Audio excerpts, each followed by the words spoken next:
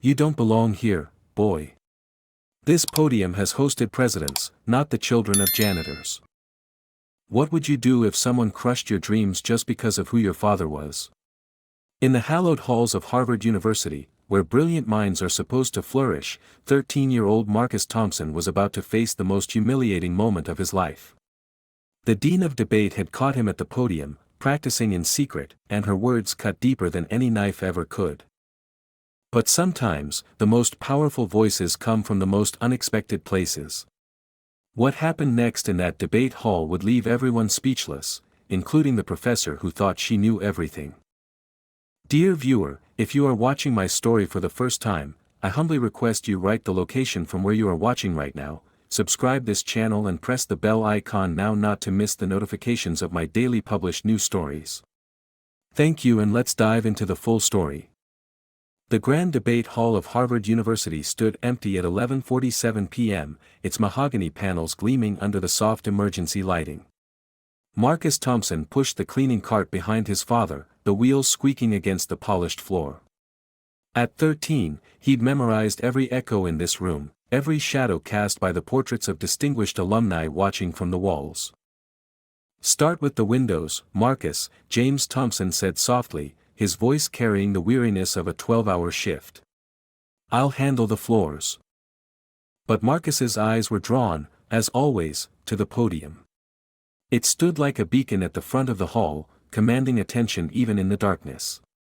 How many brilliant minds had stood there? How many world-changing arguments had been born on that very spot? 5 minutes, Dad?" Marcus asked, already knowing the answer. James looked at his son, then at the door. "Make it quick. And keep your voice down." Marcus approached the podium with reverence, running his fingers along its smooth edges. He'd read every book about public speaking in Harvard's library, watched every recorded debate from the past decade. While other kids played video games, Marcus played with words, crafting arguments in his mind. He adjusted the microphone, even though it was turned off, and began. "Ladies and gentlemen, the question before us today isn't whether education is a right or a privilege. The question is, who decides who deserves to be heard?" His voice, clear and confident, filled the empty hall. He'd practiced this speech 100 times in his bedroom mirror, but here, in this sacred space, the words took on new power. Marcus closed his eyes, imagining the seats filled with attentive faces, imagining his words matching. When we silence voices based on circumstance rather than substance, we don't just harm individuals, we impoverish our entire society. Every unheard voice is a solution lost, an innovation stillborn, a perspective that could have changed everything. He was so lost in the moment that he didn't hear the door open. Didn't notice the figure standing in the shadows until... "What do you think you're doing?" Marcus's eyes snapped open. Professor Victoria Whitmore stood in the aisle, her face twisted with indignation. Even at this hour, she was impeccably dressed, having stayed late for a faculty meeting. Her gray hair was pulled back in a severe bun, and her eyes blazed with the kind of anger reserved for the gravest transgressions. I was just," Marcus stammered, stepping back from the podium. "You were trespassing," Professor Whitmore interrupted, striding forward. "This podium is for Harvard students and faculty only. Not for the children of maintenance staff who think they can play pretend." James rushed forward, mop still in hand. "Professor Whitmore, I apologize. He's just curious about, curious." She laughed, but there was no humor in it. "This is not a playground, Mr. Thompson. This hall has hosted presidents, Nobel laureates, Supreme Court justices. Not." She looked at Marcus with undisguised disdain, "janitors' sons playing make-believe." Marcus felt his face burn. "I wasn't playing. I was practicing. Professor Whitmore's voice dripped with condescension. "Young man, do you have any idea what it takes to earn the right to stand at that podium? Years of education, refinement, breeding, things that can't be mopped up after hours." "Professor, please," James interjected, pulling Marcus back. "He meant no harm. He's a good kid," straight A's in school, what school would that be? Certainly not Phillips Exeter or Choate. She adjusted her glasses, examining Marcus like a specimen. You don't belong here, boy. Not at this podium, not in this hall. There are places for people like you, and this isn't one of them. The next afternoon, Harvard's debate hall buzzed with activity. The university's elite debate team had assembled for their crucial practice session before nationals. Professor Whitmore stood at the front, her presence commanding absolute attention from the 12 students seated in the front row, each one carefully selected from prominent families. Excellence, she began, her voice carrying the authority of 3 decades at Harvard, is not merely about what you say, but who you are when you say it. Gravitas cannot be taught, it must be inherited, cultivated, refined through generations. Bradley Worthington III, captain of the debate team, nodded enthusiastically. His grandfather's name adorned one of the buildings on campus. Beside him, Stephanie Chin Williams meticulously took notes on her leather-bound pad, her pearls catching the afternoon light.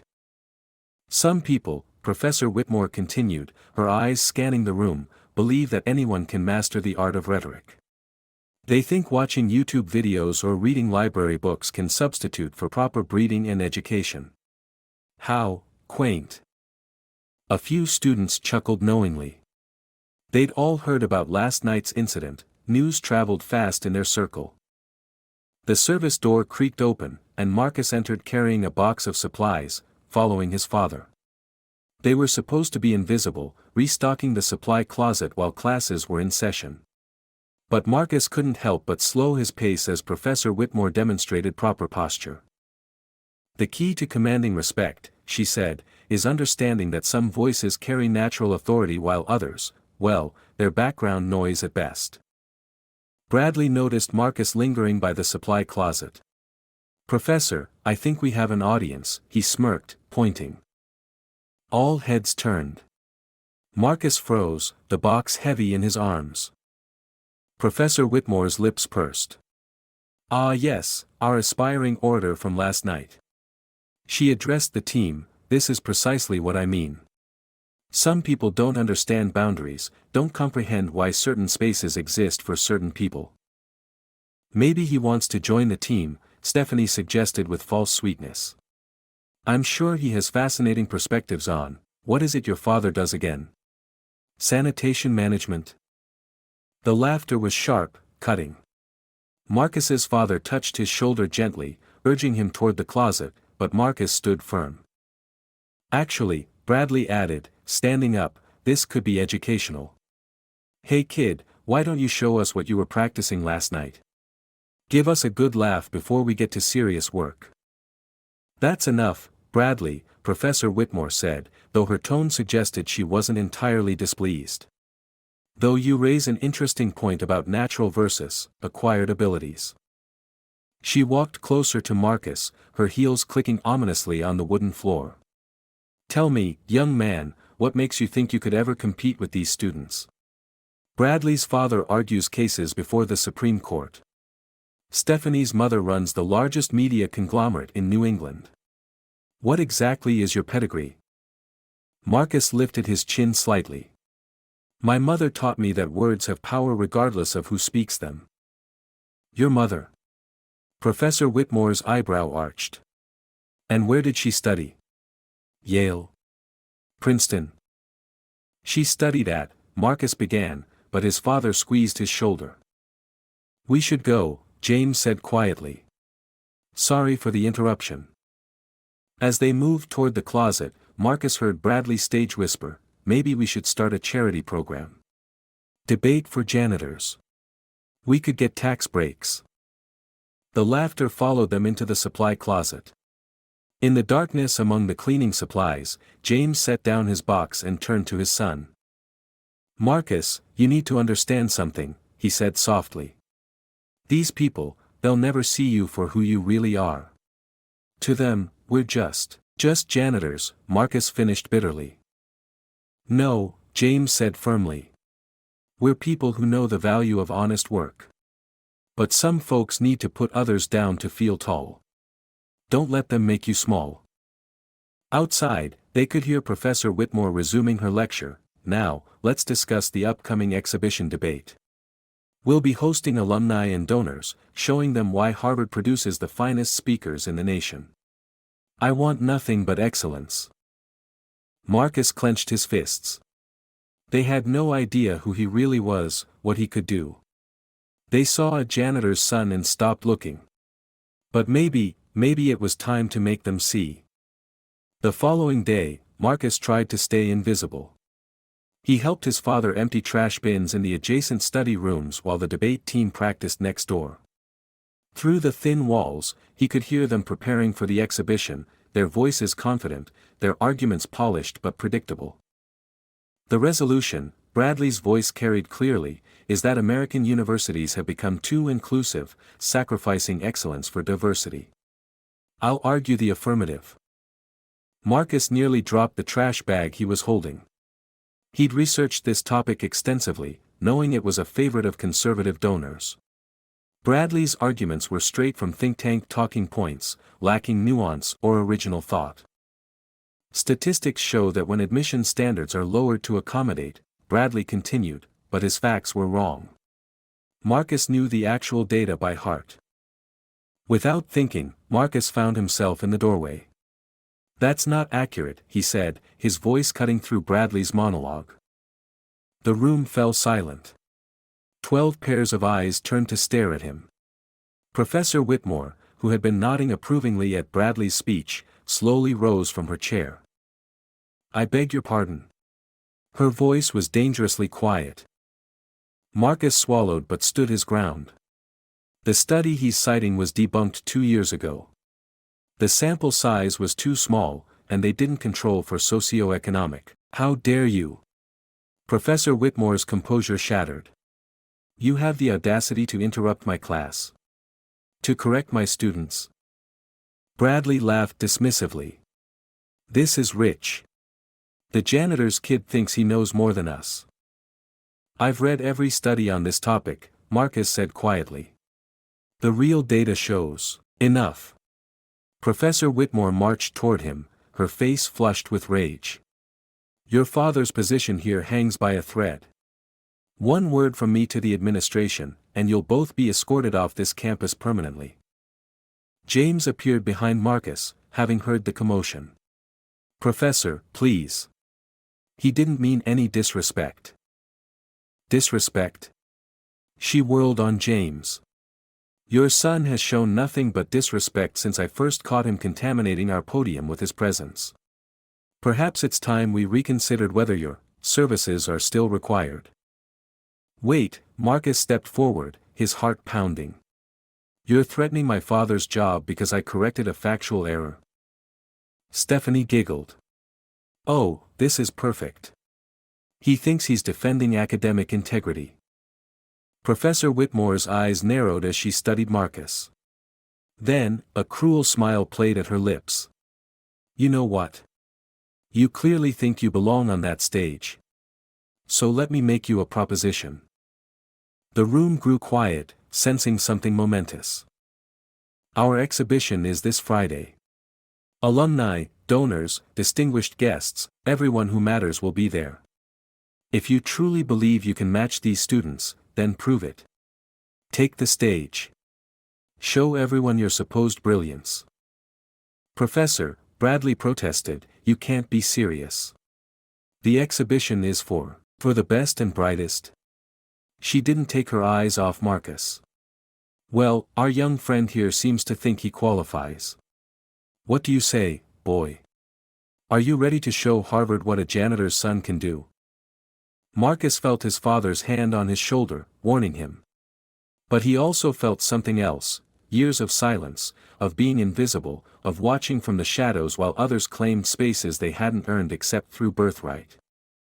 "Yes," Marcus said firmly. "I'll do it." The laughter was immediate and explosive. Bradley actually fell back in his chair. Stephanie wiped tears from her eyes. Even some of the quieter team members couldn't suppress their amusement. "This is going to be legendary," Bradley gasped between laughs. "The janitor's kid thinking he can debate at Harvard. Someone should film this. Professor Whitmore raised a hand for silence. Oh, I intend to make this very public. In fact, I'll announce it to all our guests, a special exhibition showing Harvard's inclusive spirit. You'll go last, after our real debaters have shown what excellence looks like. She leaned closer to Marcus, her voice dropping so only he and James could hear. And when you humiliate yourself, which you will, when you stammer and freeze in front of people who matter, maybe then you'll understand your place. And if you don't show up? If you realize your mistake and try to back out? Well, I think you know what happens to your father's employment. Marcus, no, James whispered urgently. But Marcus met Professor Whitmore's gaze steadily. What's the topic? Her smile was predatory. How appropriate, the role of privilege in American education. I'm sure you'll have some unique perspectives from your position at the bottom of the ladder. Friday. 7 p.m. Don't be late, she added, turning back to her students. Class, let this be a lesson. Some people need to learn their limitations the hard way. As Marcus and his father left, the laughter followed them down the hall. But Marcus wasn't listening anymore. He had 3 days to prepare for the most important speech of his life. 3 days to show them that brilliance wasn't inherited, it was earned. That night, in their small apartment in Roxbury, James watched his son pull book after book from hidden corners of his room. Debate theory, rhetoric, philosophy, texts that most college students would find challenging, all annotated in Marcus's careful handwriting. How long? James asked quietly, sitting on the edge of Marcus's bed. Marcus paused in his frantic preparation. How long what? How long have you been studying all this? Really studying it? Marcus sat back on his heels, surrounded by his secret library. Since Mom died. 3 years. James closed his eyes, pain flickering across his face. Angela Thompson had been a force of nature, a civil rights lawyer who took on cases others wouldn't touch. She'd met James when he was wrongfully accused of theft at his previous job. She'd not only cleared his name but fallen in love with his quiet dignity. She used to say I had the gift, Marcus continued, his voice soft. Remember? She'd make me stand on that wooden box in the kitchen and defend my positions on everything. Why I deserved an extra cookie. Why bedtime should be later. She said I could move mountains with my words if I learned to use them right. I remember, James said thickly. She would have been so proud. Marcus pulled out a faded notebook, his mother's. She left me these. All her cases, her arguments, her techniques. I've memorized every page. And then, when we moved here after she died, when you got the job at Harvard, I started spending every free moment in their library. The librarians think I'm there doing homework, Marcus smiled sadly. They don't know I've read every significant debate text in their collection. Aristotle's Rhetoric, Cicero, Douglas versus Lincoln, the complete works of Barbara Jordan. James stared at his son in amazement. Why didn't you tell me? Because you were trying so hard to keep us safe, to keep us invisible. Marcus's voice cracked. You said that's how we survive, by not making waves. But Mom always said the opposite. She said silence in the face of injustice is complicity. That sounds like her, James laughed despite his tears. But Marcus, these people at Harvard, they're not interested in justice. They'll try to humiliate you. Let them try. Marcus pulled out another notebook, this one filled with statistics, studies, and carefully crafted arguments. I've been preparing for this my whole life without knowing it. Every night in that debate hall, I wasn't just practicing, I was studying them. I know how they think, how they argue. They rely on privilege, not preparation. James picked up one of the notebooks, flipping through pages of complex arguments. This is. Marcus, this is doctorate-level analysis. Mom used to say that being underestimated was a weapon if you knew how to use it. Marcus stood, energy crackling through him. They see a janitor's son. They don't see the hours I've spent in their own library. They don't know that I've watched every recorded Harvard debate from the last decade. They don't know that I've been accepted to 3 gifted programs but we couldn't afford them, so I taught myself instead. The Worthington boy, Bradley. His father might be a Supreme Court lawyer, but his son doesn't even check his sources. Stephanie Chin Williams. She's coasting on her mother's reputation, using the same arguments from prep school. They've never had to fight for their place, so they've never learned to fight well. James stood, placing his hands on his son's shoulders. You're really going to do this? Dad, they threatened your job. They laughed at us. But more than that, they represent everything Mom fought against. The idea that some voices matter more than others based on who your parents are, not what you have to say. She always said the law was about making sure everyone gets heard, James remembered. Rich or poor, powerful or powerless. And Friday night, they're going to hear me. Marcus turned back to his books. I need to prepare 6 possible argument paths. Professor Whitmore will try to sabotage me, maybe give me the hardest position or change the rules. I need to be ready for anything. James watched his son work for a moment, then quietly left the room. He returned with a garment bag. What's this? Marcus asked. Your mother's favorite suit jacket. The one she wore for her biggest cases. James unzipped it carefully. I've been saving it for when you were ready. I think she'd want you to wear it Friday. Marcus touched the fabric reverently. It was beautifully made, classic, the kind of quality that would stand beside any designer label in that hall. We'll have to take it in, James said, but I know how to sew. Your mother taught me, said everyone should know how to present themselves with dignity. Dad, Marcus's voice was thick with emotion, what if I fail? What if they're right, and I don't belong there? James pulled his son into a fierce hug. You belong anywhere your voice can make a difference. Your mother knew it. I know it. And Friday night, they're all going to know it too. Friday arrived with the weight of destiny. The debate hall filled with Harvard's most distinguished alumni and donors, men and women whose names graced buildings, whose donations shaped policy, whose children's admission letters were mere formalities. Professor Whitmore stood at the entrance, greeting guests with practiced charm. Judge Harrison, so wonderful you could make it. Mrs. Chin Williams, Stephanie is simply excelling.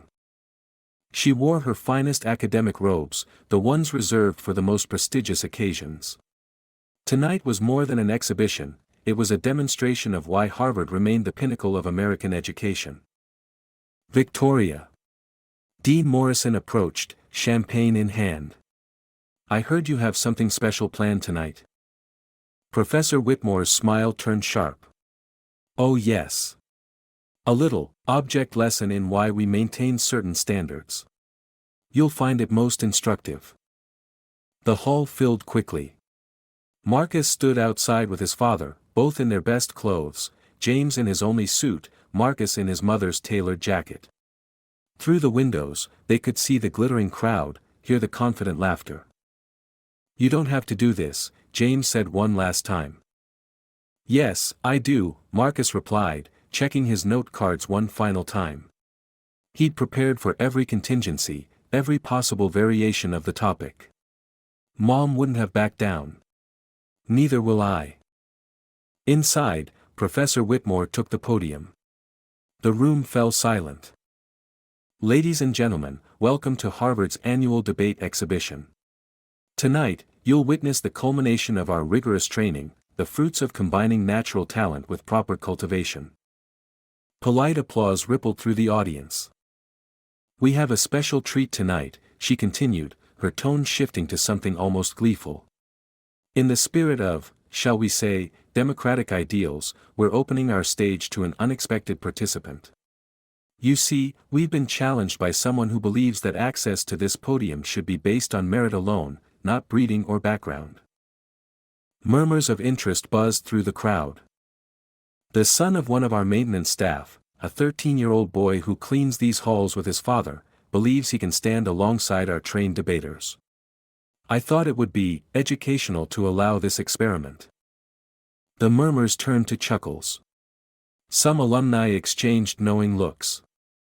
So tonight, after you've seen what real excellence looks like from our team, we'll conclude with young Marcus Thompson attempting to argue at the Harvard level.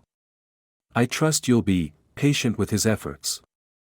She paused, savoring the moment. Our topic tonight is the role of privilege in American education. Our debaters will explore whether our traditional systems of excellence should be maintained or democratized. In the back, someone whispered, "This should be amusing." The exhibition began. Bradley took the stage first, arguing with practiced smoothness that educational excellence required certain backgrounds, certain breeding. The audience nodded along, these were their values being reinforced, their positions justified.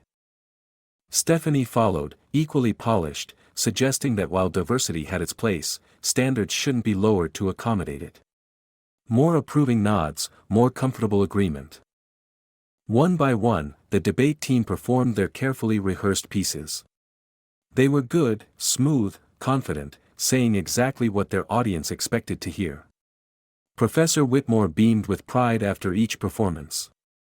Finally, as the clock approached 9, she returned to the podium. And now, she announced, barely suppressing her anticipation, our special guest. I present Marcus Thompson, son of James Thompson from our maintenance department. Marcus believes he has something to contribute to our discussion on privilege and education. Let's see what that might be.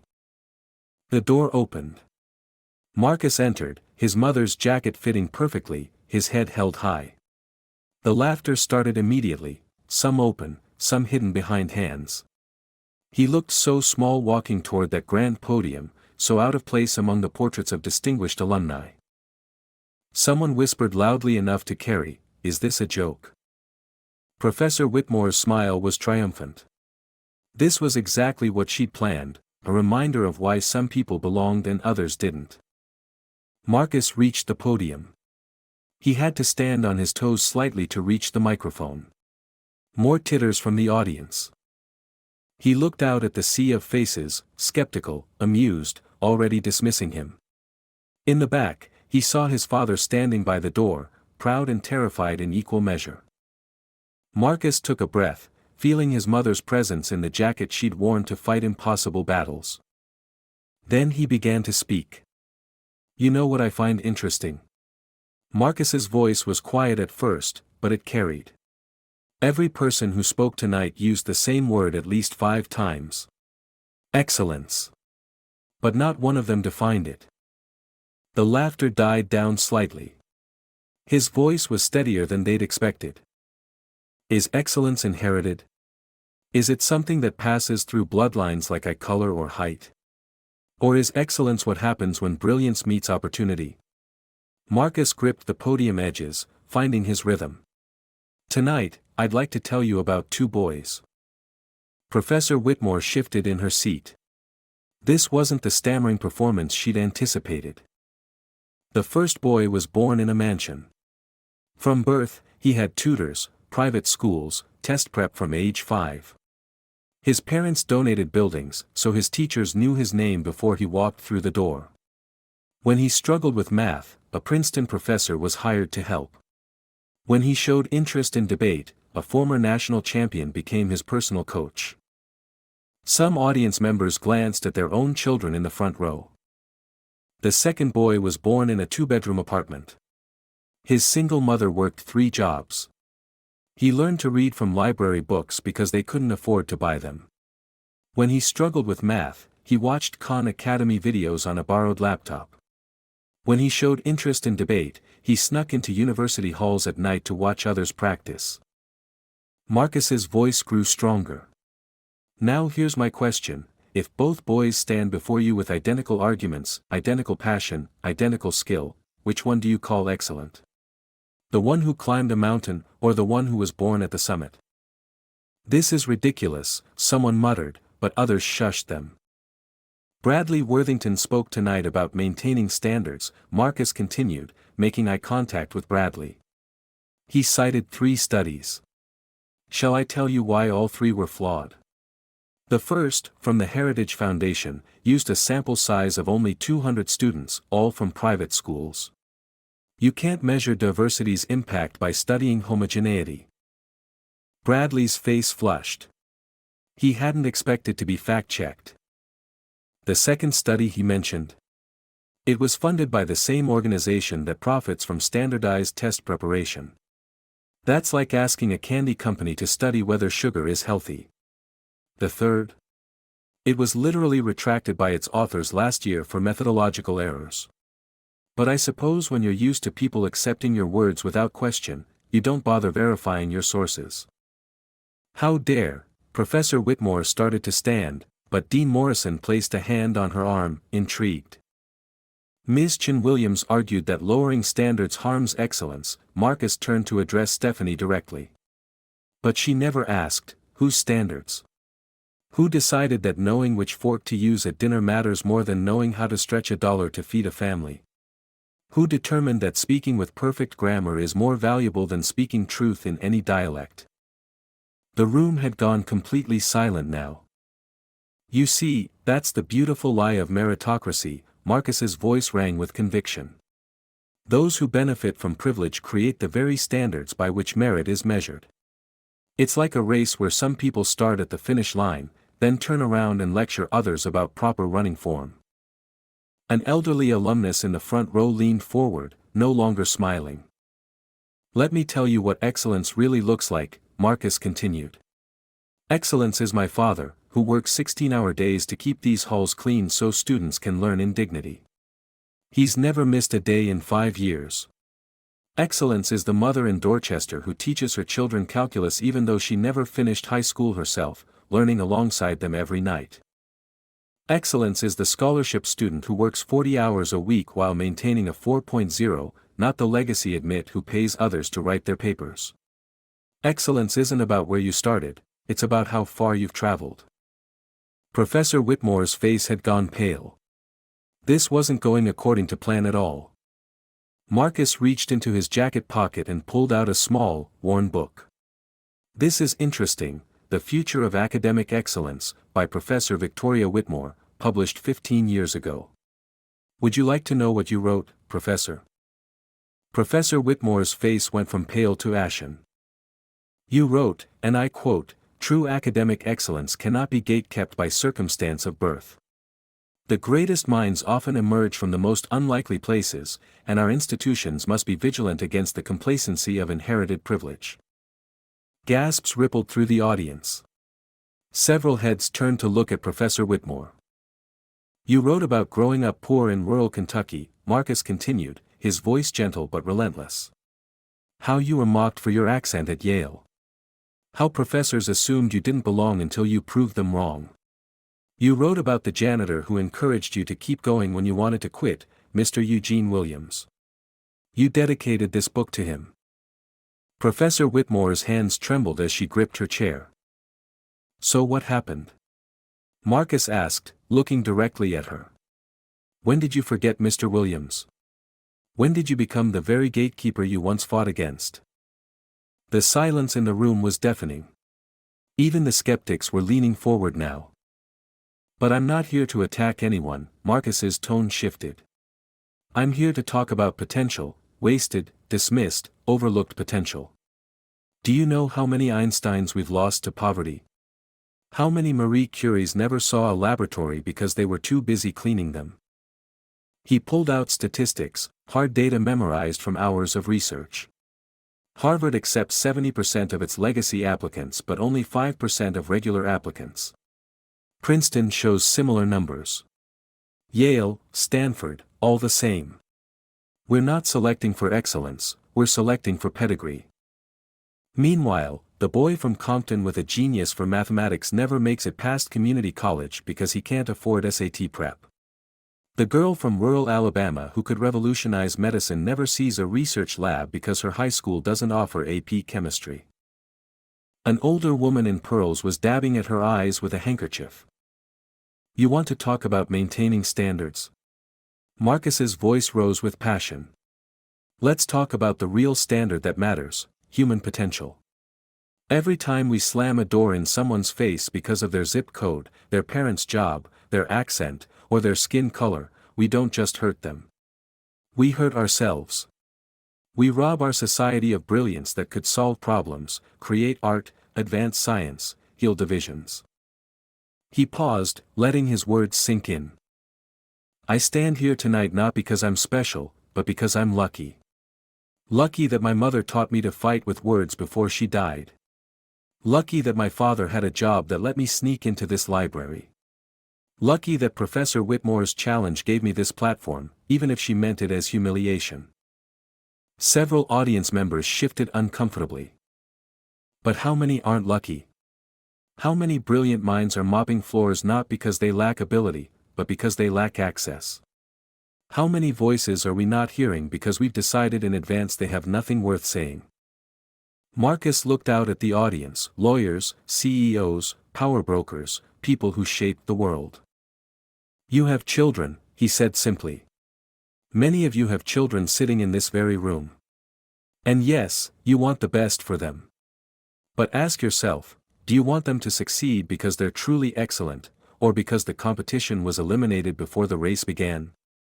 Do you want them to win because they're the best, or because they were the only ones allowed to play? When your daughter becomes a doctor, do you want it to be because she was brilliant, or because the brilliant girl from Roxbury never got the chance to apply? When your son argues before the Supreme Court, do you want it to be because he was the finest legal mind of his generation, or because the finer minds were washing dishes to pay rent? The uncomfortable shifting increased. These were questions they'd never been forced to confront so directly. Marcus's voice filled the hall now, carrying the power of 3 years of preparation, of his mother's legacy, of every night spent watching from the shadows. I learned something interesting in your library, he said, a slight smile playing at his lips. Did you know that some of Harvard's most distinguished alumni were once considered unworthy? W.E.B. Du Bois faced professors who believed black minds were inferior. Ruth Bader Ginsburg was told women were too emotional for law.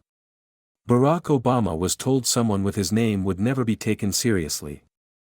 He gestured to the portraits lining the walls. Half the faces watching us tonight were once outsiders. But somewhere along the way, the outsiders who made it inside forgot to hold the door open. They pulled the ladder up behind them. That's not excellence, that's fear. Fear that if everyone gets a chance, your children might actually have to compete. Fear that in a fair race, privilege might not be enough. An elderly man in the front row, Judge Harrison, Marcus recognized from newspaper photos, was nodding slowly. But here's what I really want you to understand, Marcus's voice softened. I don't hate you. I don't hate Bradley or Stephanie or even Professor Whitmore. How can I hate people who are trapped by the very system that traps me?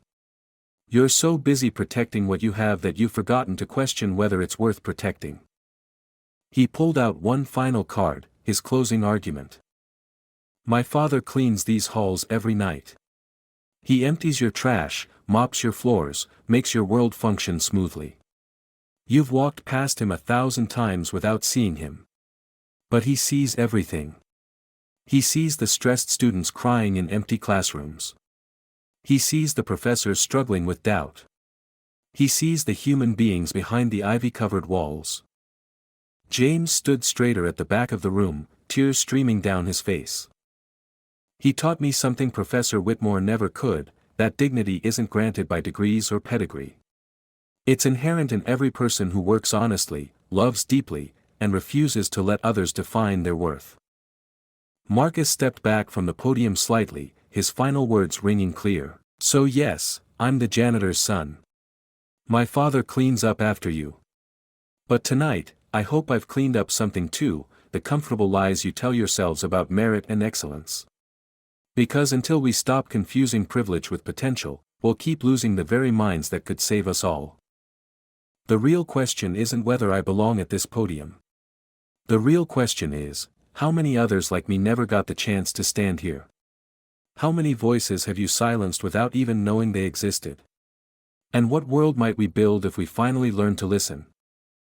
Marcus stepped back from the podium. For a moment, the silence was absolute, hundreds of people frozen in their seats, processing what they'd just witnessed. Then, from the back of the room, a single person began to clap. James Thompson, tears streaming down his face, applauding his son. The sound broke the spell. Judge Harrison rose to his feet, his weathered hands coming together in slow, deliberate applause. The elderly woman in pearls stood next, then another, then another. The standing ovation spread like wildfire through the hall. Even some of the debate team members found themselves on their feet, swept up in the moment. Bradley sat frozen, his worldview shattered. Stephanie stared at Marcus with something approaching awe. But Marcus's eyes were on Professor Whitmore. She remained seated, her face a mask of conflicting emotions, shock, anger, and something else, recognition. Of her younger self. Of the ideals she'd once held. As the applause thundered on, Marcus walked off the stage with quiet dignity, just as his mother had taught him. He'd said what needed saying. Now it was up to them to decide what to do with it.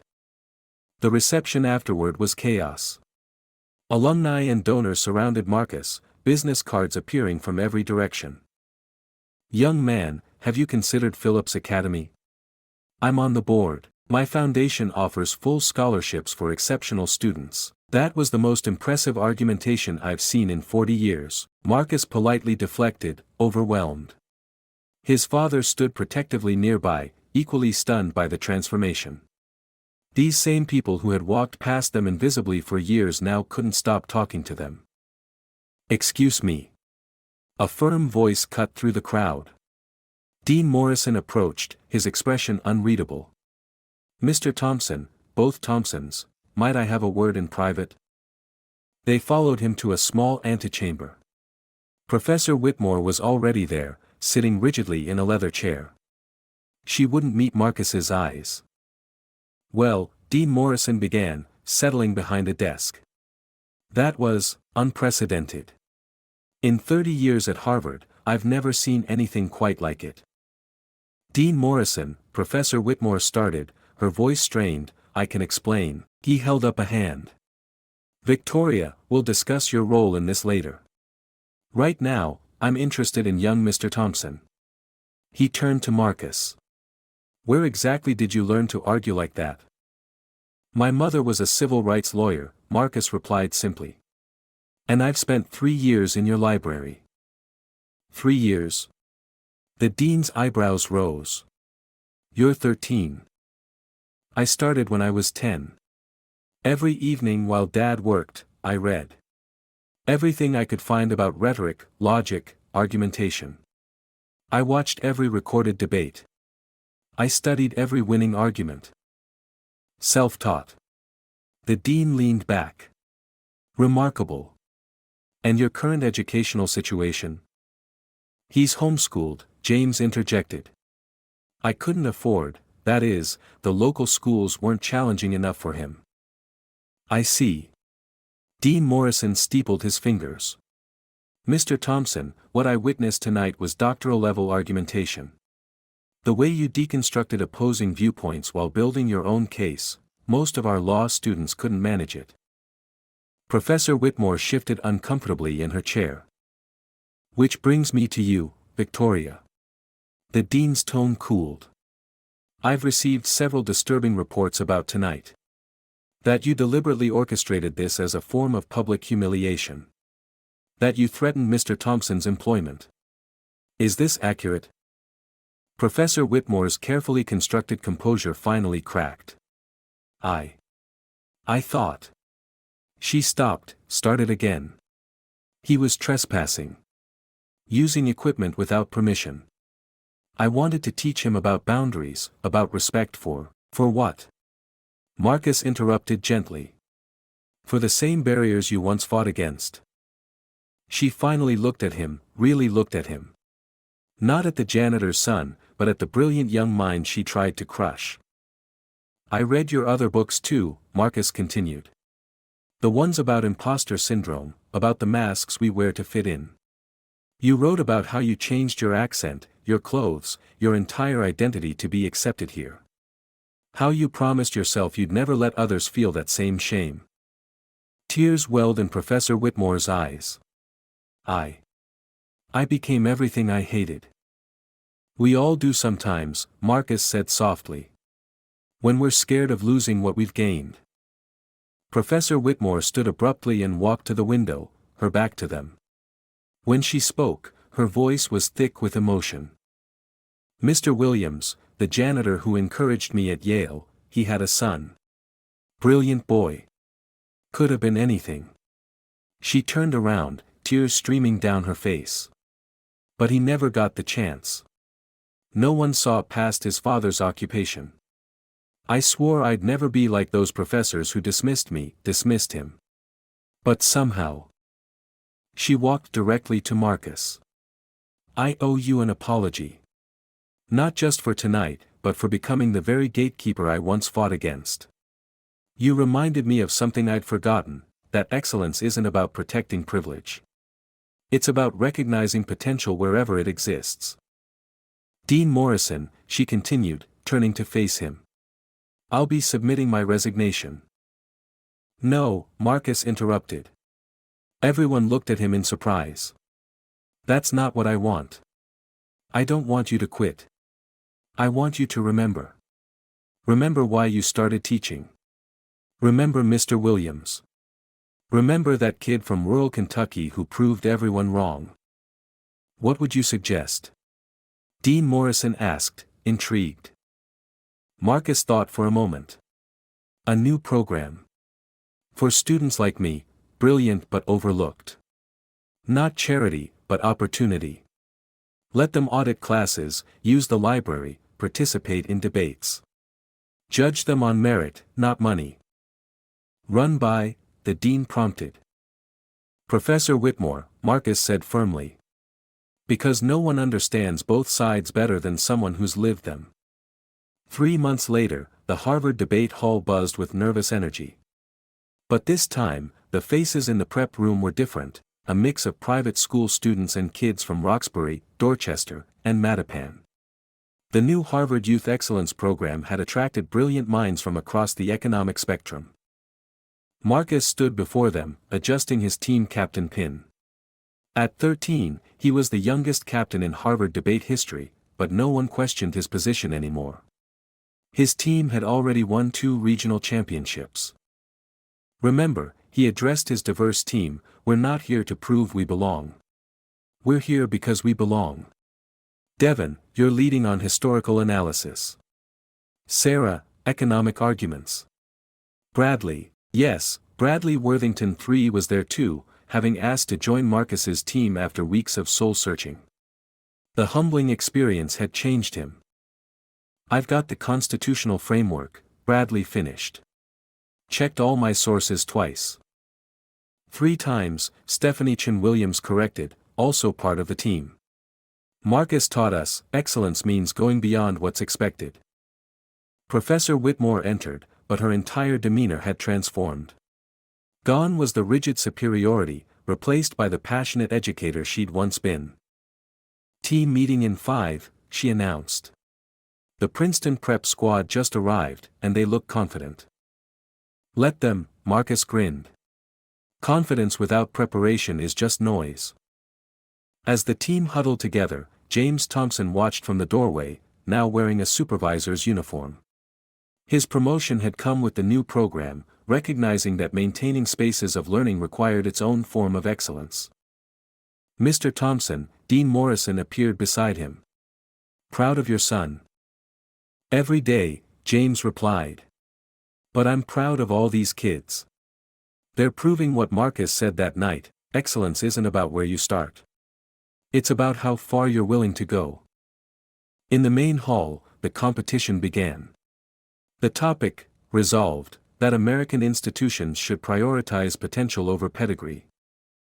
Marcus took the podium for his opening statement, his mother's jacket now tailored perfectly to his growing frame.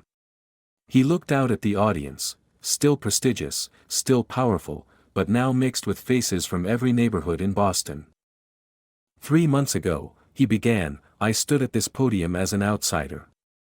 Today, I stand here as proof that when we open doors instead of guarding them, excellence multiplies. Today, I stand here not as the exception, but as the beginning of a new rule. He gestured to his diverse team. We are the children of janitors and CEOs, immigrants and Mayflower descendants, single mothers and Harvard legacies. We are what America looks like when it lives up to its promise. And we're here to show you that the future of excellence isn't about protecting the past, it's about unleashing the potential that's been here all along. The debate that followed was legendary. Marcus's team didn't just win, they redefined what winning looked like. They showed that bringing different perspectives didn't lower standards, it raised them. They proved that a team that included the janitor's son and the billionaire's daughter could create arguments neither could develop alone. When the results were announced, Harvard victorious, the celebration included everyone. No more invisible people in the halls of power. No more brilliant minds locked out by circumstance.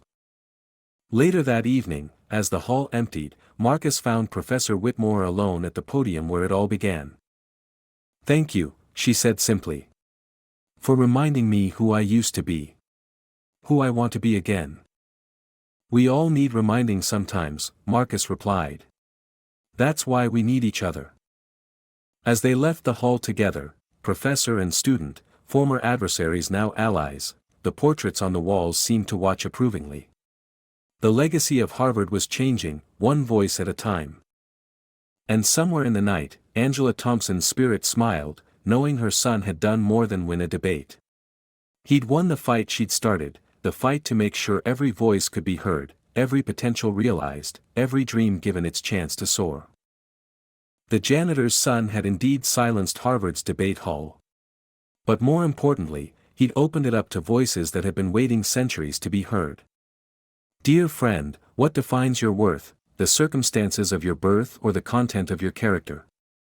Marcus Thompson's story reminds us that brilliance exists in every corner of our society, waiting for just one chance to shine. Every day, we walk past potential genius, in the person cleaning our offices, serving our food, or fixing our cars.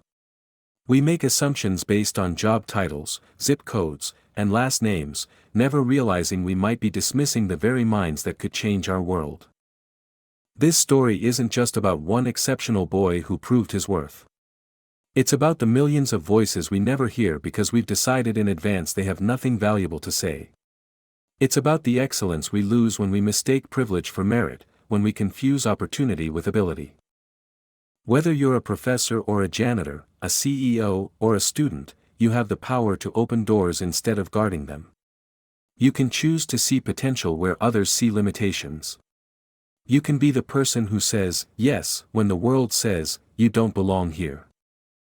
If this story moved you, if it made you think differently about excellence and opportunity, please share it with others. Hit that like button and subscribe to our channel for more powerful stories that challenge assumptions and inspire change. Together, we can build a world where every voice matters, where every dream gets its chance, and where the content of our character truly defines our destiny. Remember, excellence isn't inherited, it's earned. And it exists everywhere, waiting to be recognized.